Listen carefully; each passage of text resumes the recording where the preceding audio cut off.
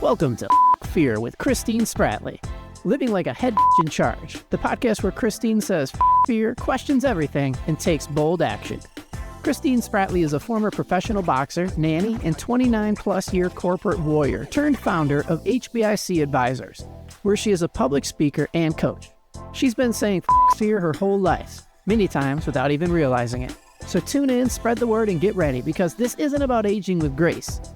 It's about aging with mischief, audacity, and having a damn good story to tell. Welcome, ladies and gentlemen, to Fuck Fear with Christine Spratley, living like a head bitch in charge. And after much technical difficulties, we're taped anyway. We're not on the air, but we're taped. And we'll go from there. And we have got Rhea Allen Peak on the other end across the pond. But we are going to do our shots today. And Rhea, we've got to get you some of these. Today is Dr. Feelgood, but we added some stuff to it. So this is like the mystery stuff. Okay. Tell me when you're ready. I'm ready.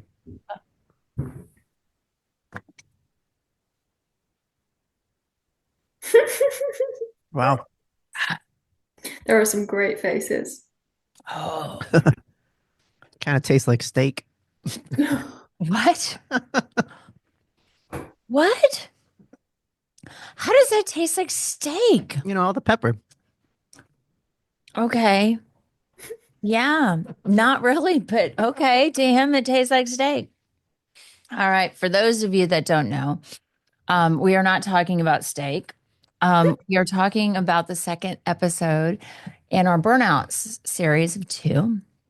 And last time we talked about burnout being the non-management, but it's really the lack of management of stress. However, unlike what we tend to sometimes think it being, as I am lacking the abilities to manage stress. It is more of the system is lacking the abilities to manage stress, typically through a disproportionate amount of it being put on you, responsibility.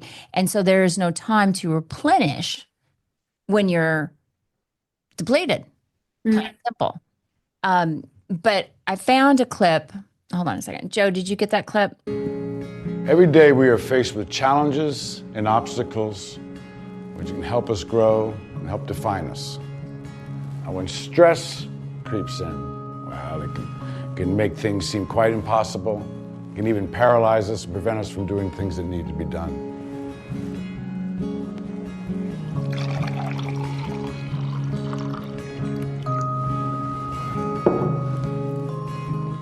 How heavy is this glass of water? Melissa, would you care to answer? 8 ounces. 12 ounces?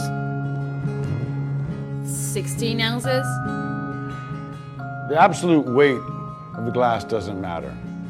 It depends on how long I hold on to it. If I hold it for a minute, nothing happens. If I hold it for an hour, my arm will begin to ache. If I hold it all day long, my arm will feel numb and paralyzed. Well, the weight of the glass hasn't changed, but the longer I hold on to it, the heavier it becomes. The stresses and the worries of life are like this glass of water. If you think about them for a little while, there's no problem. Think about it for a little bit longer, it begins to hurt. You think about them all day long, and you'll feel paralyzed, incapable of doing anything. Always remember, put the glass. How long, whatever you're carrying, like if you had to list all of that list, that running to-do list, how long has it been on there? And one, I don't know about you, but I tend to add stuff. I write my to-do list and I go, oh my God, and then I forgot this, and I forgot this, and I forgot this. Joe's sitting over there nodding his head. I mean, oh yeah, and the kids need this, and oh yeah, I've got this bill. But and those are the running narratives in the background of our mind. So I'm curious, that really hit me because I'm strong. I didn't change. My capacity to hold the glass of water didn't change because of some deficiency in me. It was the fact that I've been holding it too long. and that there's no other resource stepping in to hold the glass with me or take it from me. And that's what I wanted to bring today was, I'm curious how it hits you. It was a stark reminder of actually the importance of autonomy when it comes to preventing burnout, because it's all well and good saying put it down, but if someone's jamming that glass in your hand, it doesn't matter because you can't. No, yeah. You can only put down your amount of stuff, and I think we know there is a link in terms of evidence from how much choice do you have over your stress load and the severity of burnout, right? Because that glass is going to keep, if you're holding the same job for 10 years, God, it's going to just get heavier and heavier and heavier in terms of and the chronicity of it. So yeah, it was a nice reminder for me around that and around choice, how important choice is. And I think that's a good point to kind of kick us off, because this whole session today is about how do we recognize burnout way before it starts? And then how do we get our autonomy back, waste our autonomy, whether it be in our personal relationships, saying, honey, we need to talk about this. And I've got some examples, and I know you do too, or in work, where we can say, hey, the structure needs to change. And how do we do that? And then also the third part of today is going to be about how do we replenish? Because I know you work with people on replenishing. Because I think unless you have all of those, that triangle to identify burnout before you're burnt out, and where it is, and going, okay, what's causing this? And it's not just me, it's the system. What in the system? And then how do we fix that system? And then how do I recover and replenish? Because even if the system is fixed, if I don't recover, and those are the choices that I get to make about how I show up, I'm never going to be full again. And I'm always going to run on empty. And so I just think I see it as a triangle in dealing with burnout. More so, you've got the identification of what's lacking in the system. Ooh, what's the stress? How does this, manifest itself? Then how do we fix the system? And then how do I heal? Not heal, because heal I think is sometimes a word that for me is overused, because it means that I'm broken. Or there's something that needs to, but it's more so just replenish, like drink, like I'm thirsty, more so than a deficiency of me, and not just how do I get back to me? Yeah. And strength. So that's where we're going with it today. You down with that? Ria's shaking her head, so if you can't see her. So let's talk about identifying. And Ria, I want to come in here with you on your end, and talk about, especially from the physical side of it, before we're gone by the stopgap mode, and we're past that. What are some things that we should be listening to in our body where it just says, oh, we're a little bit off today? So for me, the first one is I start hitting my snooze alarm for no apparent reason. Fine, but I've got this. The other one is I rely on excitement or caffeine, but then I collapse. Yeah. As soon as the removement of the stimuli or the adrenaline or this emergency. And then the middle one that I see all the time is, oh God, I'm doing the same thing. And boy, it's the same routine, and it just feels heavy. It just, and then a little bit more, I start staring at the screen and just zone out. And those are, and then the final one is typically when I've slept all night, and I wake up absolutely exhausted. So those are the external, but I'm curious from your perspective. The first thing, and I hope you permit me this slight artistic license. The first thing I actually notice in myself, it is physical, and it isn't in that my language changes. I start saying stuff like, "Oh, I don't care. Oh, I can't be asked." And what I'm saying there is actually, I can't care. I can't care. I don't have it in me to care about this outcome. When last week, the week before, it would have been really important. There's just not that, it's almost that physical space to give a shit, right? The second thing for me is the shoulders. Yeah. Right up here. I'm wearing them like earrings, like just this very rigid holding of the body up here, and then in the hips, this big psoas muscle in the glutes, the stress muscle. It's one of the first to respond in terms of like an acute stress response. And so it's stiffness around the hips. Those are my two very clear, like, you've been running a little bit too much, relying a bit too much on the adrenaline to get through. And then also my appetite. It's the feeling of being hungry.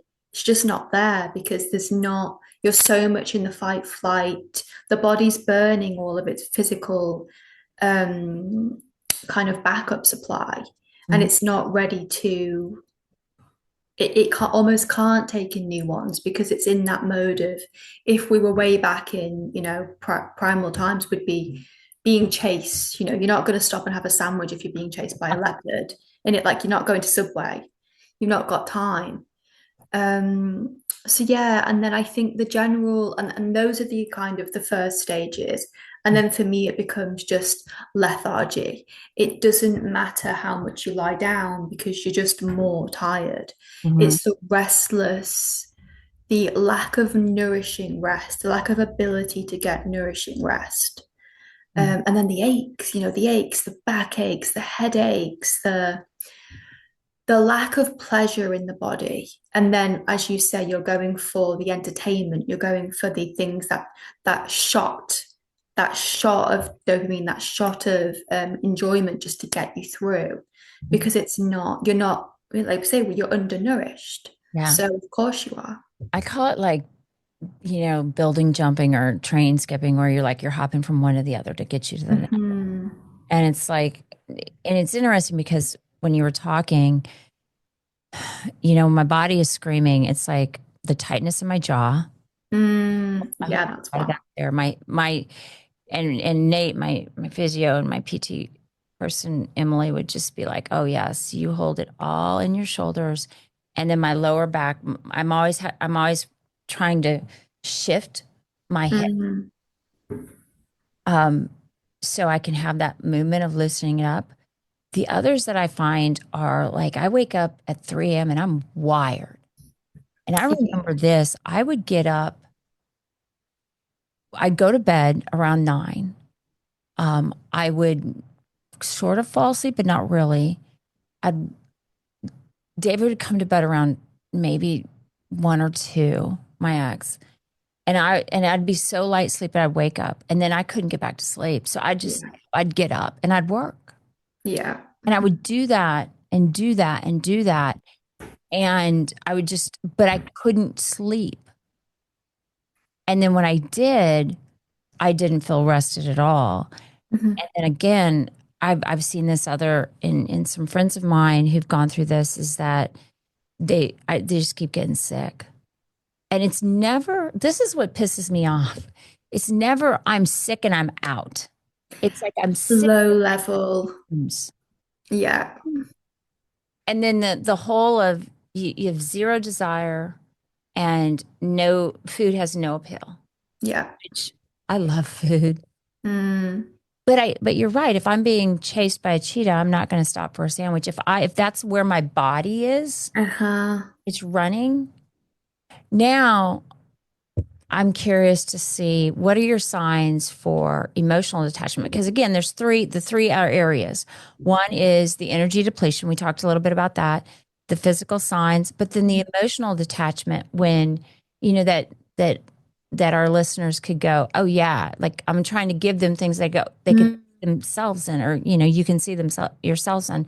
So like for me, a big thing is I quit prepping Yes. for things that I used to care about. Fuck it. Fuck it. I don't care. Can't care. Can't care. Don't have the capacity to care.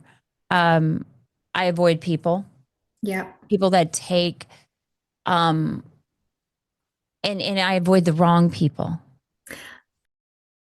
Yeah. Yeah. because I don't even have time to slow down to engage in people that are going to have a real conversation with me. And I avoid being in because it allows me to feel blank. Yes. That mind numbing, just numb, numb, numb. Yeah. Yeah. I'd miss Yeah. deadlines and be like, huh, meh, you know? Yeah. The way in which I've experienced it and people I've worked with have described it as well, it's like being behind a plane of glass.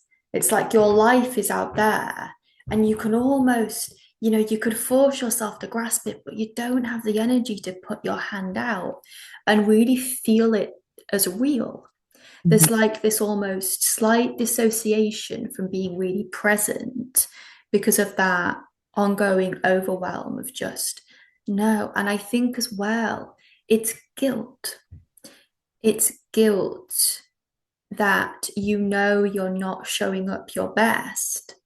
So there's that element of, oh, I'll just detach a little bit more and then a little bit more until your whole world is actually not real to you and you aren't to it because you in your true self you're in here, you're hidden way in the depths that Gotten so small, exactly. Yeah. and the chaos around you has gotten so big. It's almost like watching. I can do this sometimes when I don't. And it's funny to talk about this now because I was like, I'm not burnout. What am I burnout for? I just got back from Spain. But and last night I was talking with a friend of mine and we were talking about just on the 17th of June was the day that I gave my notice at Deloitte. And it's the day that I literally not separated, I gave 2 weeks. But and we were talking about just how much I've gone through in that year. Like everything in my life is different. And how, even though everything is different, how that can be burnout and how that can be a depletion and how much grace I need to give myself. And so it's really interesting to have us talk about this because it is those things of when I've gotten to a point where I know I should engage, I want to engage, but I just can't engage. And then I've watched it, I've disengaged long enough to where it's like, oh shit, it's just going to go way down real hard. And I'm not going to stick my finger out there and like, we can't even engage anymore. Like, I can't stop it if I wanted to. Yeah. And I don't know about you, but for me, I've gotten to a point to where I start recognizing things and now I can see, oh my gosh, where am I choosing to step away from and back away from and who am I choosing to step away from? And it's kind of scary. Yeah. Times. Yeah. So I hope I hope that the listeners can take a step back and say, where is this? Am I burnout? Am I just in the early stages? Am I just holding my shoulders a little bit too tight today? And kind of look at where they may be and where you might be. But also, I was told this once, if it happens more than once, a fire drill happens once. If it's a fire drill every day, or it's not a fire drill, it's a fire. And I think my definition of what a fire is used to be, it's got to be this all consuming, I have to be way sick, laid out, blah, blah, blah, blah, blah. But, no, it's a fire when it happens every day. Again, I'm keeping that glass every Yeah. day. Exactly. And I think sometimes we only listen when we're on the floor, when we're on our knees. That preventative care requires that constant checking in. And that in itself, if you're already on fumes, that's more energy. So it's almost like I don't have capacity to prevent this. You know what I mean? Because everything's rolling, rolling. Yeah, You know, I don't have capacity to have capacity, yeah. you Well, know? I definitely felt like that. Like, yeah. Yeah. No, I totally get it. And I think that is, Joe, I'm gonna pick on you. Remember how a couple episodes ago we were talking about the expectations and your wife and the whole emptying the dishwasher? Sure. Okay. And it's just, but I'm like, she doesn't have capacity to tell you to empty the dishwasher. Like she doesn't Right. have that capacity. And I think that is, if you're a male, because I know some guys listen to my podcast as well, but if you want to show up, that's it. We don't have capacity anymore. And I, I was talking to a friend of mine who is a male, I have male friends, and we were talking, and he said to me, "I know you don't think you need to hear this, but you do." And he's like, "It is not, and you don't need to worry about X, Y, and Z." And I was like, because of our friendship, I know I don't need to worry about X, Y, and Z. Just know that's how he shows up. But he was like, he could see. And again, it was because of some stuff that's been going on in the whole year and the whole grace, giving myself grace thing. He was like, but I need you to hear this. Like, you need to hear this. You don't think you do, but I need to show up and tell you, you don't need to worry about this. Because I didn't have capacity literally to go, yeah, I'm fine. And oh, yeah, I know our friendship is good. No, sometimes a lot of times, I need that reinforcement of going, no, you're here. Yeah. No, you got it. Like, I don't have to worry. Like, that is one less thing that I'm carrying. Someone else picked it up and carried it with me. Mm. And I think that's really powerful when we show up for our friends like that, male or female. But like when that can happen, and that's what I think we structure when we're talking about changing the structure, that's what we're talking about. Yeah. It's not necessarily just, for me anyway, the equity in the work and how that gets allocated, but it is the emotional and mental responsibility of making sure it gets done, whether it be in your professional world or in your romantic relationship or in your friendships. That makes sense? It makes complete sense. Yeah, absolutely. Because I think as well, we know there's a huge discrepancy in unseen work, the unseen labor, the unseen emotional labor that women do in relationships. Mm. And so now we're going to talk about, because I think that brings us to, well, how do you restructure?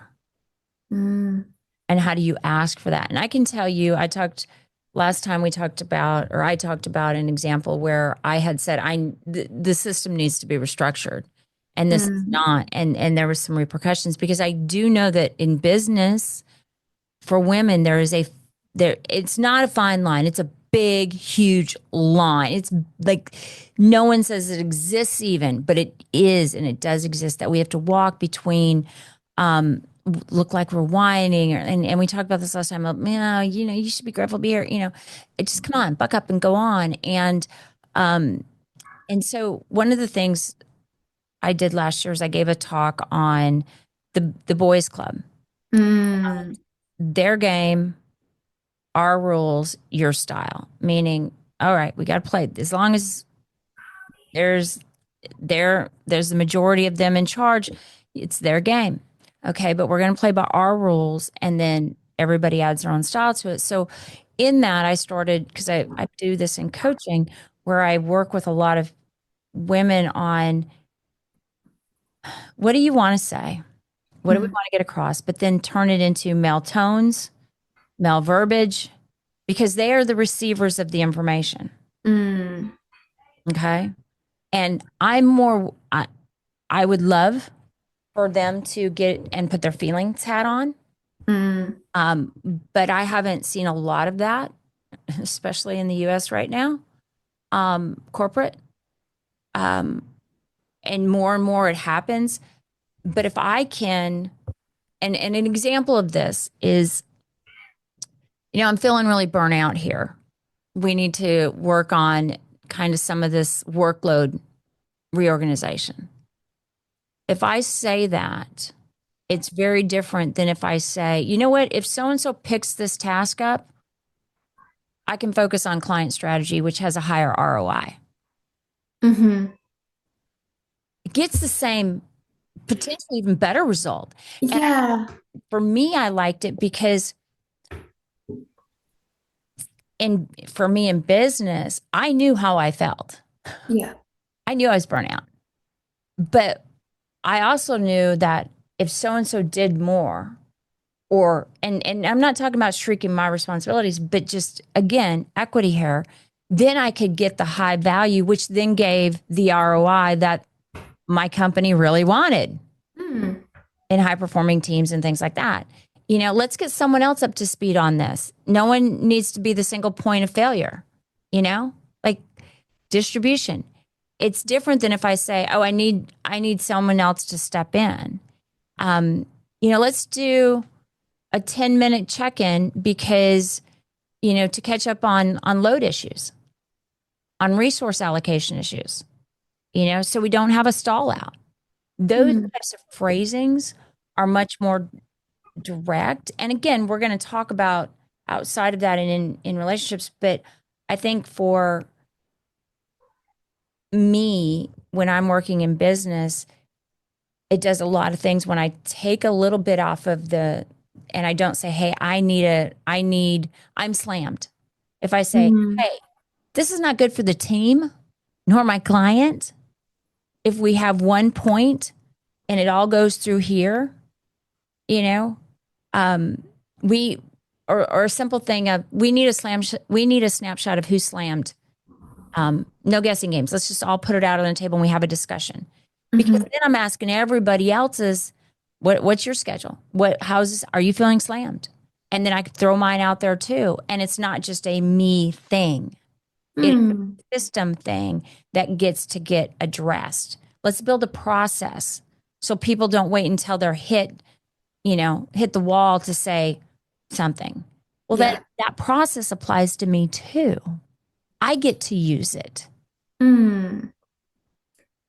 So, and I just, because it's a really hard place in business to be when you want to not get penalized.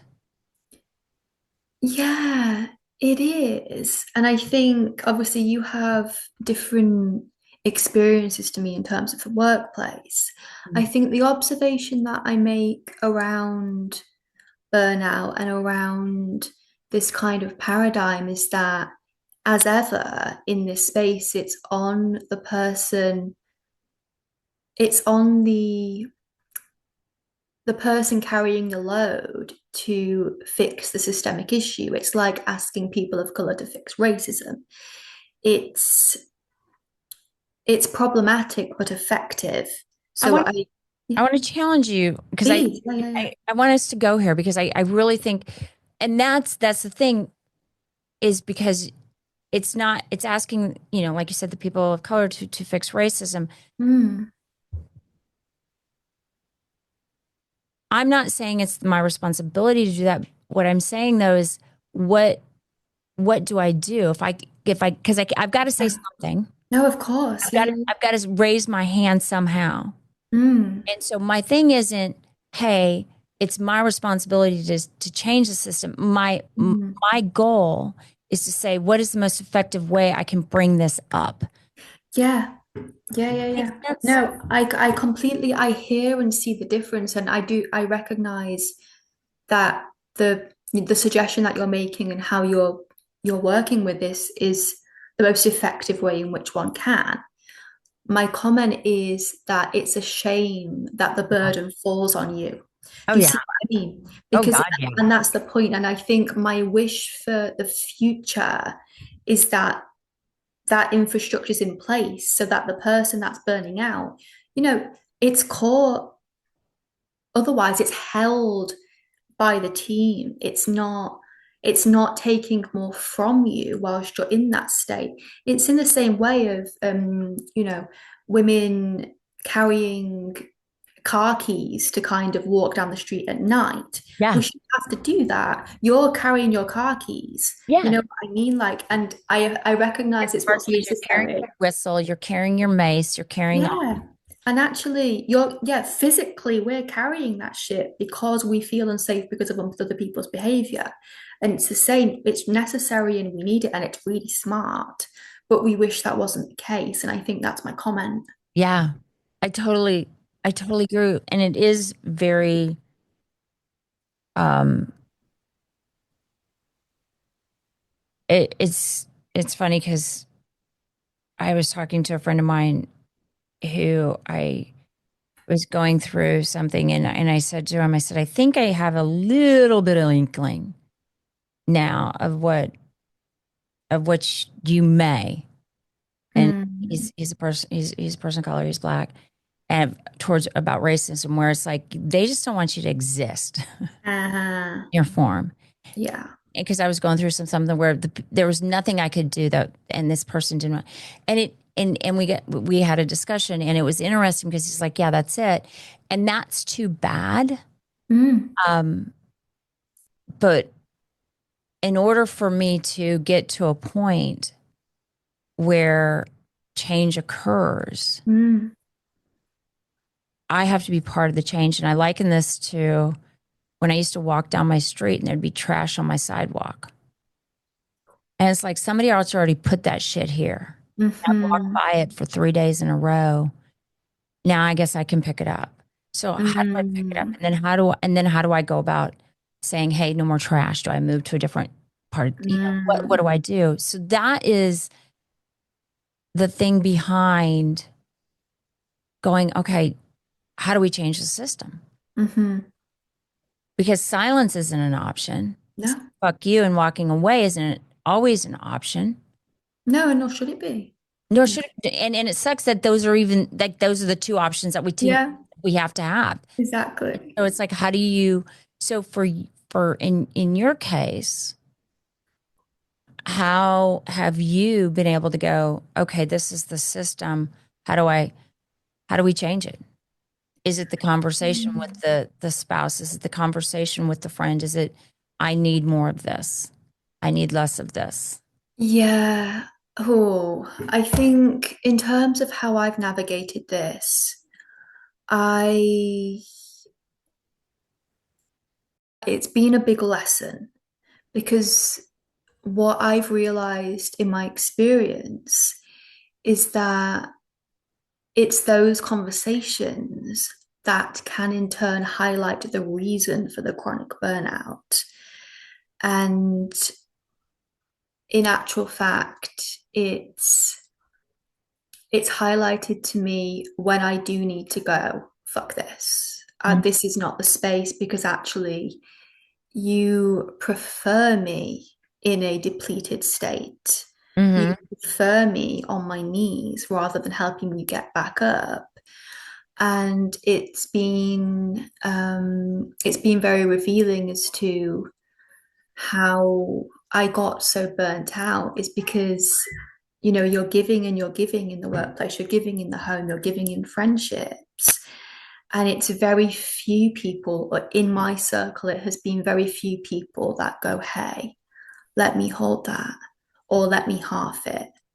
And I've had to make some very hard and very firm decisions to go, no, you know what? I'd rather lose this relationship and crawl back up on my own than have you kind of pulling at me to remain depleted. And I think sometimes you do have to be hard and fast with it, because sometimes it is that or you. It is the job or your health. It is the relationship or marriage or your well-being and your ability to thrive. And it's only after you put that weight down that you can kind of go, oh, shoulders drop a little bit, because actually there is not reciprocity. Christine Spratley doesn't hide her life. She's real about it, warts and all. After leaving 29 plus years in corporate, she founded HBIC Advisors with one mission: be a fierce ally for women to stop waiting for permission to live boldly. If you want your audience to unapologetically run until apprehended toward fulfillment, Christine is your next podcast guest. Warning: may cause spontaneous HBIC badassery. Book her now at christinesprattley.com.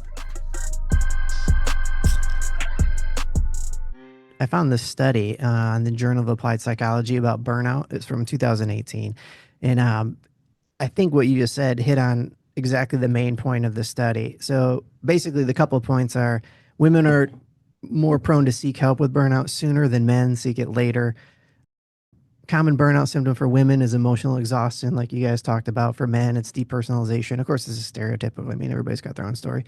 Average recovery time with intervention for women is 3 to 6 months. Average recovery time with intervention for men is 6 to 12 months. We're a little slow. But then the main point, kind of recovery without addressing the root cause, is never. No, it's not recovery. Yeah, it's never. And that's for both. And that's kind of where I go to of, if we want to have relationships that don't burn us out, where we don't feel burnout and that don't burn us out, whether they be a work environment, whether they be a marriage, whether they be a friendship, then, the examples that I gave about in the work environment, this is how I can begin the conversation. And if there's no reciprocity there, then I get to go, fuck off. And go find something else somewhere else. And things of that like. But I'm curious, Joe, if you would indulge us, and if not, you can tell us to bugger off. Because I know, you have conversations, and again, I don't want to know all your conversations with your wife or anything, but you guys work on different elements of equity. I can't say that word. Say it for me. Equity in the relationship, and to not have burnout and things of that nature within the relationship. And what I'm curious from your perspective, how were those conversations brought up and discussed? And again, stop me because I'm throwing you under the bus. So I don't mind. I don't mind. She might mind. Well, she's not going to come off looking bad. She's I think the majority of the time, they come up when things fester or when things are broken. So, you've got to be careful. I know I need to be careful to not, like when she's bringing something up, not to make it about me and what I would like to see fixed, but just, hear that. Not the technical and side. let that be the period, and be like, yes, I can see that is important. And then if it bugs me, and I know this about me, like sometimes it bugs me when I want to win an argument, but it doesn't actually bug me. So I'll try to wait like a couple days, a week, and then try to circle back in a time where we're not fighting and bring so that it doesn't feel like a direct response, because it's really not. Otherwise, because it really is most of the time, it's not. It's just me trying to win a fight. Most of the time it goes away. I'm just being, I don't know, dramatic. And I would say that I wish that it were, I feel like it's healthy. I don't think we do everything perfect.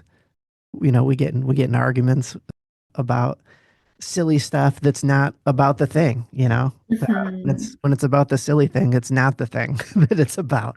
And so, you try to learn over the years. Some of the things I've learned from early on, we've been married 25 years now, is, I used to do dumb stuff. Like when she'd be like, "No, just leave me alone for a minute." I'd be like, "No, we have to fix it." That was dumb. Yeah. Learn how to stop Sounds so that. familiar. sometimes like she would tell me a lot when we were first married, like, I just need to sleep on it and then I'm fine. And that was kind of her way of telling me like what I was just saying. Like, I need to circle back. she's trying to fight the urge to win an argument or whatever is going on in her mind. And she's like, just let me sleep on it. And I was like, no, I can't go to bed. Man. And I wasn't right. And, so I think, does that answer your question? It does. And I guess what I'm trying to figure out here is how do we build a better structure that's more supportive? And I think how do we voice that a structure needs to be built in whatever relationship or platform or area? Yeah. And then how do we go about building that structure? Because I think, again, if it's never addressed, like the study shows and like Bria and I have talked about, you don't ever recover. Yeah. Well, I think what the recurring theme here is that it's about repairing a thing. It's not about allocating blame or, I mean, how many times has it been like, oh, you did this and you did that, you did this or you said that. And we're never getting to the bit that either party, whether it be in business or whether it be in relationships, actually needs. And we're all both losing energy on either side. We're both burning. You're in that cycle. Exactly. And nobody wins. And you have to be able to see it for what it is, which is absolute garbage. At the end of the day, it's ego, isn't it? It's not about anybody's well-being or the business's well-being. It's, who's more right or less wrong. So I think it's about remembering that healthy people do better in relationships, at work, and actually we all benefit from being able to show up well in every area of our lives. How much better would a business do if everyone showed up at 100%? Yeah. Joe? I was going to say, I noticed like my to-do list, you guys early on in the episode, Christine, you were talking about, you sometimes can categorize your level of burnout based on your ever-growing to-do list. My to-do list I keep on a sheet of paper next to my desk, and it's all work stuff, and all the home stuff is mental. But I noticed my wife's to-do list has everything on it. And so like I look at my to-do list and get overwhelmed, but I've kind of just compartmentalized. When I'm at work, I'm just worrying about work stuff, or trying to anywho. But that doesn't mean I don't have other responsibilities. But so I think, like you were saying, so how do you kind of move the ball forward? Like I know when my wife is stressed at work, I try to make a conscious effort to not do the extra things that frustrate her. Like yesterday, I knew she was having a day, so I was like, instead of saying, "What do you want for dinner?" I said, "I'm bringing home dinner." What do you want? What do you want? What do the kids want? Or like I texted the kids, and that's what we're talking about, holding the glass. Mm. Because I guarantee you, she was thinking about that at work. Yeah. Which is like, you're looking at your to-do list. Well, in mine, it's this. And then I told you in the episode before, it's like about 2:00. I was like, holy shit, what do we have in the fridge? And then I spend time mentally going through what's in the fridge. No, we had that yesterday. No, I don't have this. God, do they even like that recipe? Oh shit. Then I got to go to the grocery store. Oh, I've got a meeting. Oh, I got to prep again. And I think that is where we start talking about changing the structure is, oh, I don't need to remind you to do what you said you were going to do. Oh, that goes off my to-do list. Go ahead. But also, how much easier is it to show up for your to-do list when you feel nourished? Because a lot of evidence shows actually you don't have to change your output. And we talked about this. You have to increase your input. And I think in adult life, in business and relationships, where's the fun? Because that actually is what fills you up to be able to navigate all of that serious stuff. Like, you've got 12 things on your to-do list, but if you're showing up after laughing for half an hour with someone, how much easier is it to get through the day? How much easier is it when you feel good and someone's pouring in or you're pouring in? This feels lighter because you're lighter. So it's not always about fixing the structure. It's about filling up so that this side of it is easier. And I might well, I'm going to, and you tell me what you think of this. I think it is about the structure, but what I think is that what you do is you add that to the structure. Yes, that's what I mean. Add the fun into the structure. Yeah. An example of this was I have these little tips that I give people, and when when you're having shitty days at work, like just absolute shitty days. And I have, me in my mugshots, there's a reason why some of my mugshots are the way that they are about work and is they're ornery and they're funny. But like I will do a 5 minute, and I used to do this at work, a 5 minute Google search on stupid things bosses say in images or whatever. And that's where I found one of my favorite quotes is everyone needs a high five with a chair against, upside the head. I mean, but I would go on there and for 5 minutes, I would literally be at my wits end and I would literally make sure that I had 5 minutes where I go, okay, I'm just going to watch stupid work videos, funny things, whatever that got me breathing. And then I learned how to put breathing with that and stuff like that because I'm so wound so tight that I couldn't just watch work videos. I also needed to incorporate breathing mechanisms. But again, I think that is part of the structure. Is part of I call them road bumps and cachets that I put in my life, which is, Joe, let's take that to the next level. Why don't you text her at 2 o'clock and say, hey, you want me to, pick up dinner tonight? And then add some fun, or whatever. But I think that's what I'm getting at is that all those things that replenish us should be part of that structure. Yes, they should be built in.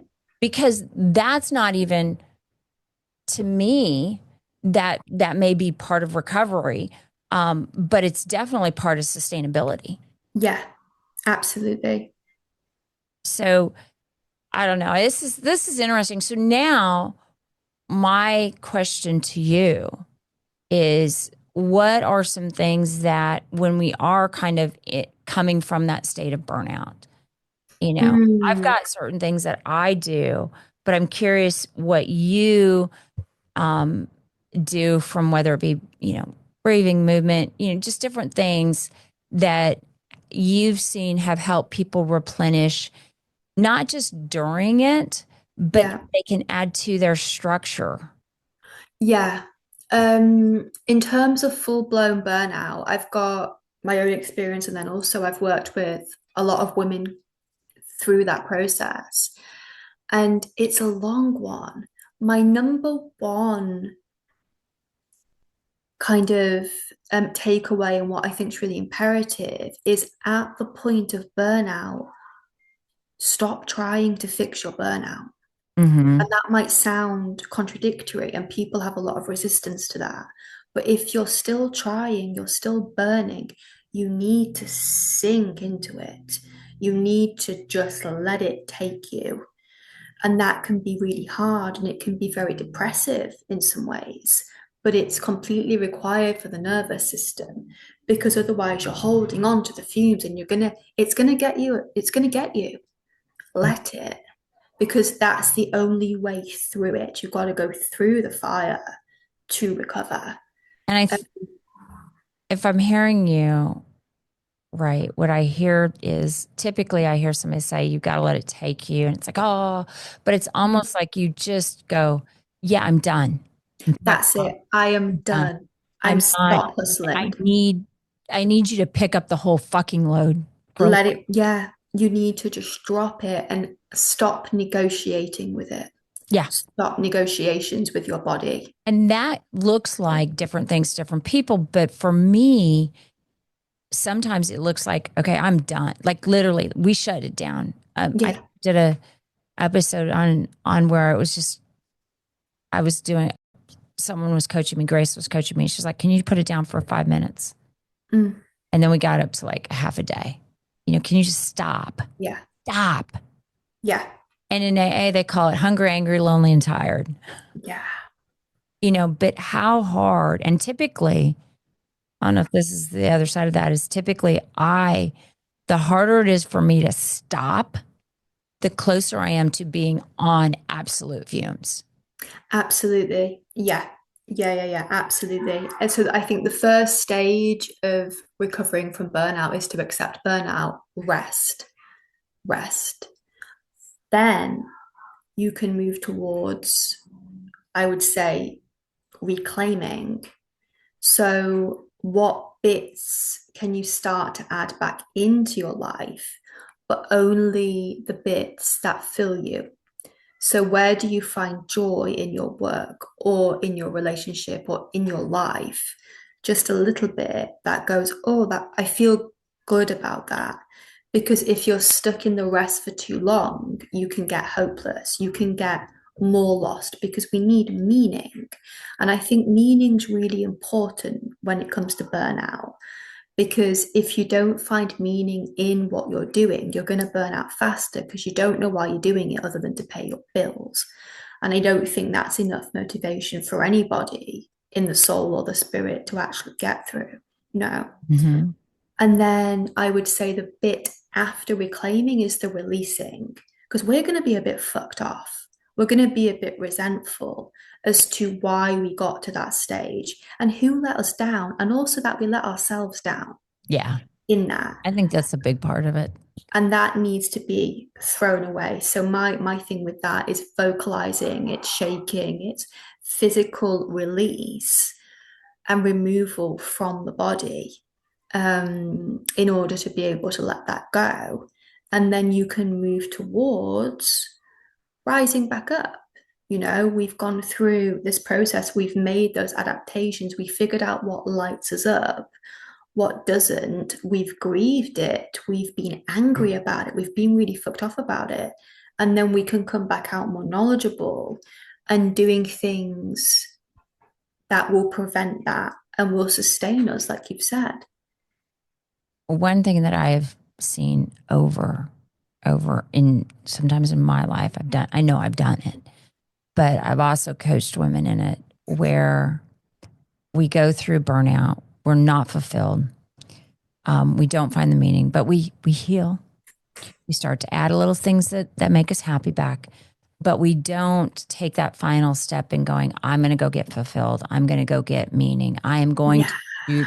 It's scary. We step back onto or into maybe a different job. It may be a different cycle, but it's really not there. And so again, it may have some of it, and it takes, and I'll be honest, I'm giving myself some grace here too, because it took me a long time to figure out what that fulfillment was, because that was a whole other journey.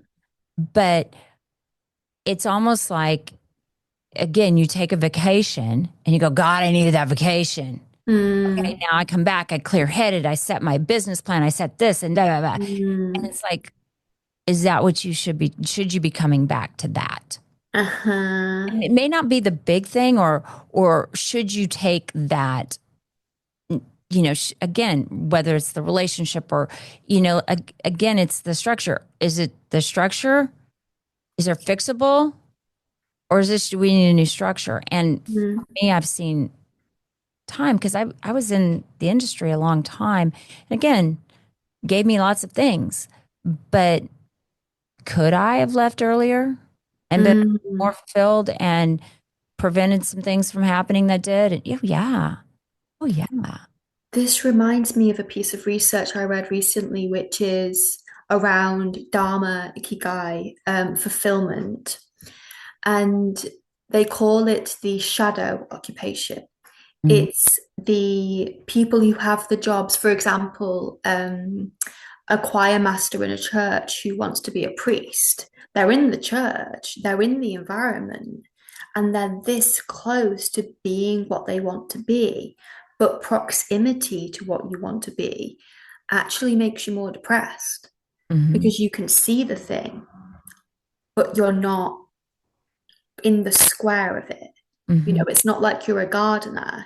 You're right close to fulfillment. You can almost taste it. You're sitting at the table eating all the food. You're damn hungry. Exactly. You're still thirsty from drinking, you know? Exactly. So you're nodding.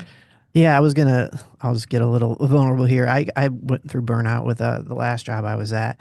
And here's the challenge that you guys are, here's the challenge that I felt that was just like this it felt like it was a cycle, right? And so I think for a lot of people, the answer is job change. It ended up being job change for me. But so, all right, so I start going through burnout.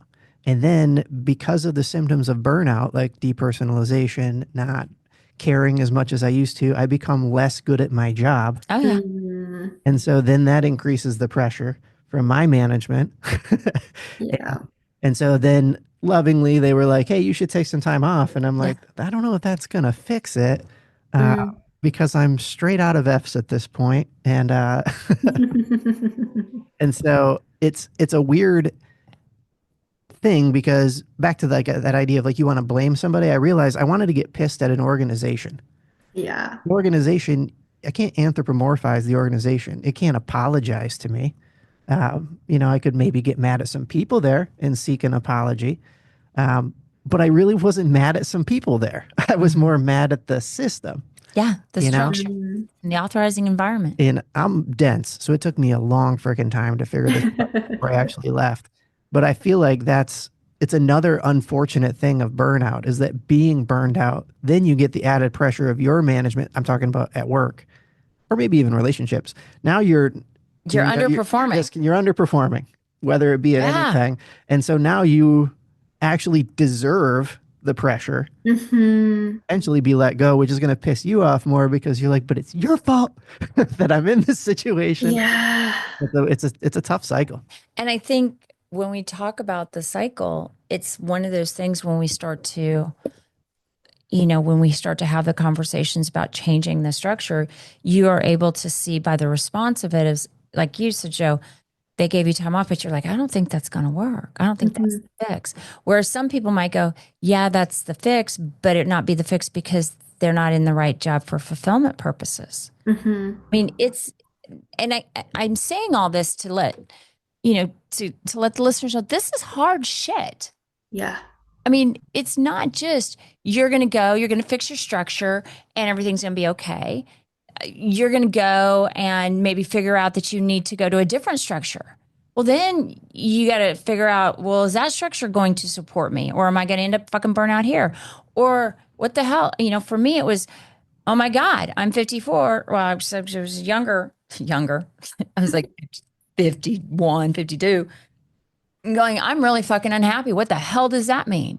Because Mhm. I don't know where to go. I don't know how. I know this structure's not going to be fixed to support me, and so I'm going to be burnt out. And I know that I don't know where else to go. And what does fulfillment look like at this age, and how does it work?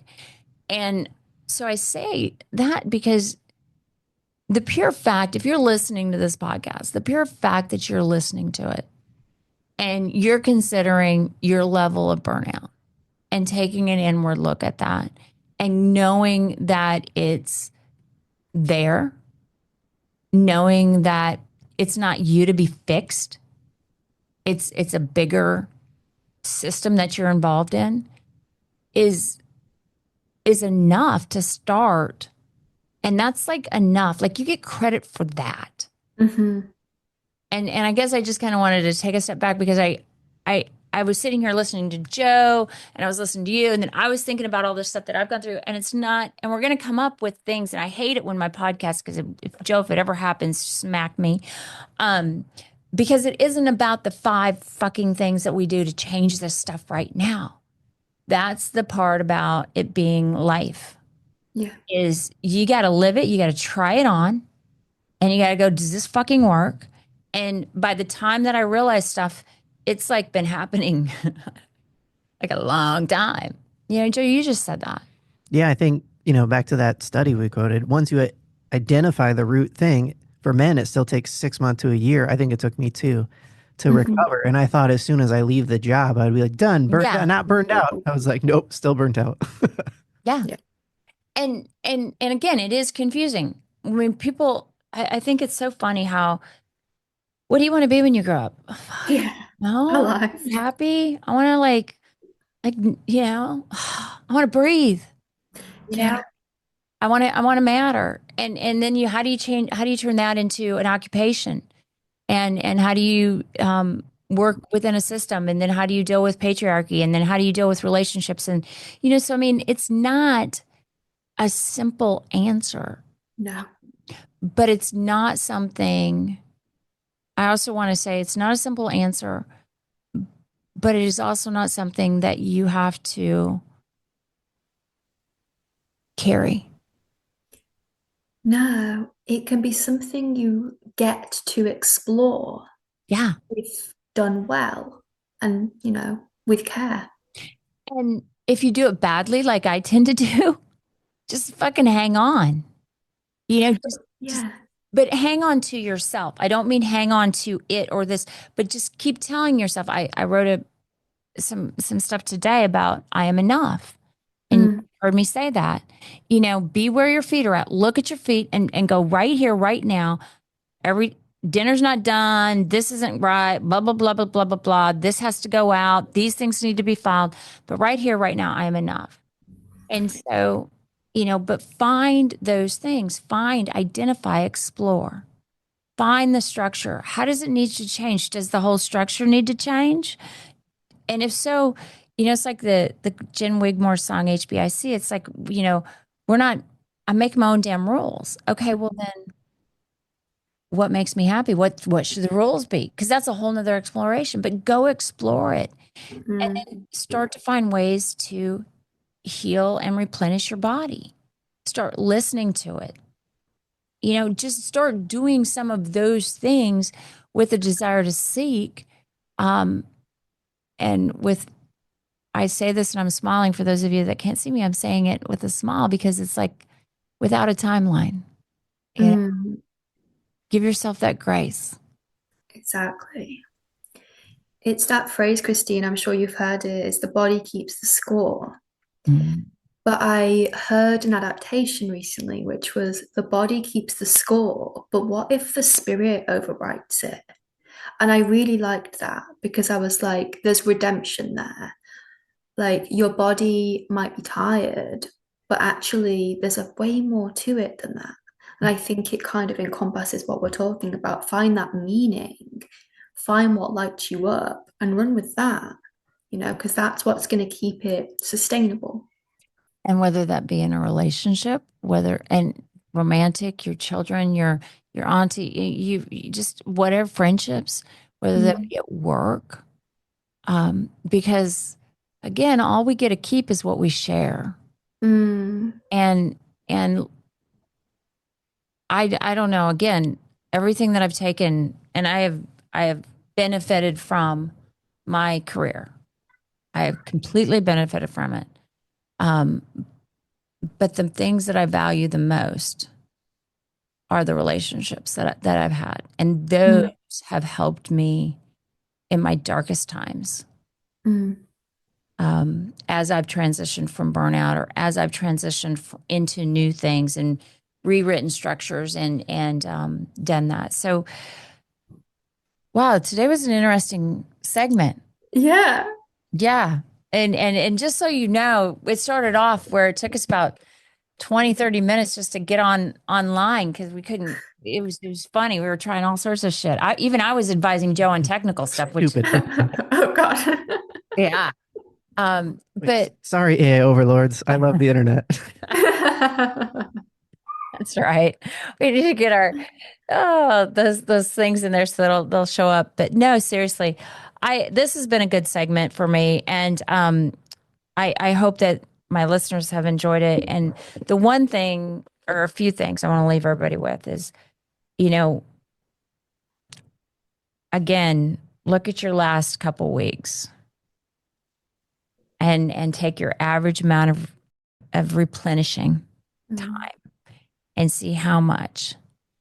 And then start looking and going, okay, if I'm not replenishing, again, where can the system take a little bit off?